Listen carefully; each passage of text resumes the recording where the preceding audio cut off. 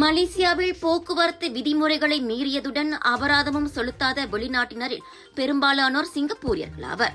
35,011 போக்குவரத்து சம்மன்களில் ஏறத்தாழ 3.5 million ringgit அபராதம் இன்னும் சிங்கப்பூரியர்களால் செலுத்தப்படவில்லை என்று கணக்கிடப்பட்டுள்ளது.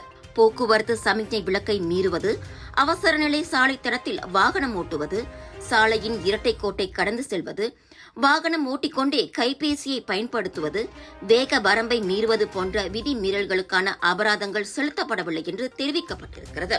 இந்நிலையில் இன்னும் செலுத்தப்படாத அபராதங்கள் குறித்து சம்பந்தப்பட்டவர்களுக்கு மீண்டும் நோட்டீஸ் அனுப்பி வைக்கப்படும் என்று மலேசிய போக்குவரத்து விதிமீறல்கள் புலனாய்வு அமலாக்கத்துறையின் இயக்குநர் முகமது யூஸ்ரி அசான் பஸ்ரி தெரிவித்திருக்கிறார். அபராதத்தை செலுத்தாவிடில் மலேசியாவில் வாகனம் ஓட்ட தடை விதிக்கப்படலாம்.